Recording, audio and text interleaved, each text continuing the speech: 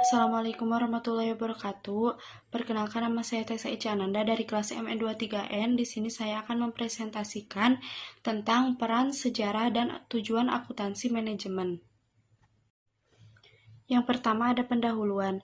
Akuntansi manajemen adalah bidang akuntansi yang menyediakan informasi keuangan bagi pihak internal untuk pengambilan keputusan. Awalnya berfokus pada perhitungan biaya dan peningkatan laba, namun berkembang sesuai dengan kebutuhan bisnis. Bab ini membahas sejarah, perbedaan akuntansi keuangan dan manajemen, serta peran fungsi akuntansi manajemen, tren, etika, dan sertifikasi akuntansi manajemen. Dan yang kedua ada sejarah singkat akuntansi manajemen.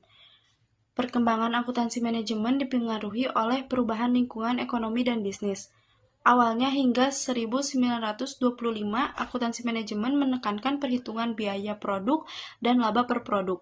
Namun, dengan munculnya sistem pelaporan eksternal, fokus mulai bergeser ke pengalokasian biaya manufaktur ke persediaan. Pada tahun 1950 sampai 1960-an, dilakukan perbaikan sistem biaya konvensional agar lebih bermanfaat bagi manajer. Namun, pada tahun 1980 sampai 1990-an, sistem tradisional dianggap usang karena tidak lagi memenuhi kebutuhan manajerial. Akuntansi manajemen modern menekankan akurasi perhitungan biaya dan sumber daya untuk meningkatkan efisiensi serta produktivitas perusahaan. Dan yang ketiga ada akuntansi keuangan dan akuntansi manajemen. Akuntansi keuangan dan akuntansi manajemen saling berkaitan karena sama-sama memproses data keuangan. Akuntansi keuangan menyediakan laporan keuangan bagi pihak eksternal dengan format baku sesuai standar seperti SAK Indonesia atau GAAP Amerika, serta harus diaudit agar terpercaya. Namun, sistem akuntansi keuangan dan manajemen tidak dapat digabungkan karena 1. Akuntansi keuangan melaporkan kondisi perusahaan secara keseluruhan. 2. Waktu pelaporan akuntansi keuangan lebih lama. 3. Akuntansi keuangan melaporkan kejadian yang sudah terjadi. Dan yang keempat ada laporan keuangan menggunakan asumsi yang berbeda.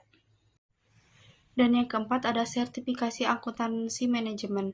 Sertifikasi menunjukkan bahwa akuntan telah memenuhi standar profesional. Di Amerika, 3 sertifikasi utama untuk akuntan manajemen adalah CMA dan CPA. Yang pertama ada CMA atau Certified Manajemen Akuntan, dikeluarkan oleh Institute of Management Akuntan sejak 1974. CMA bertujuan mengakui akuntansi manajemen sebagai profesi tersendiri. Ujiannya mencakup ekonomi, keuangan, manajemen, akuntansi, analisis laporan, sistem informasi, dan pengambilan keputusan. Di Indonesia, sertifikasi CMA dikelola oleh IAMI, Ikatan Akuntan Manajemen Indonesia, sejak 2008. Yang kedua ada CPA atau Certified Public Accountant. CPA adalah sertifikasi tertua dan paling dikenal dalam bidang akuntansi. Di Indonesia, program ini diselenggarakan oleh Institut Akuntan Publik Indonesia atau biasa disebut IAPI dan diperlukan bagi akuntan publik yang ingin menjadi auditor eksternal. Dan yang terakhir ada kesimpulan. Jadi kesimpulannya adalah akuntansi manajemen menyediakan informasi keuangan bagi pihak internal untuk pengambilan keputusan. Berbeda dengan akuntansi keuangan yang bersifat baku dan ditujukan untuk pihak eksternal, akuntansi manajemen lebih fleksibel sesuai kebutuhan manajerial. Seiring perkembangan bisnis, sertifikasi seperti CMA dan CPA menjadi standar kompetensi akuntan manajemen di Indonesia. Sertifikasi ini dikelola oleh IAMI dan IAPI secara keseluruhan. Akuntansi manajemen berperan penting dalam peningkatan efisiensi dan produktivitas perusahaan.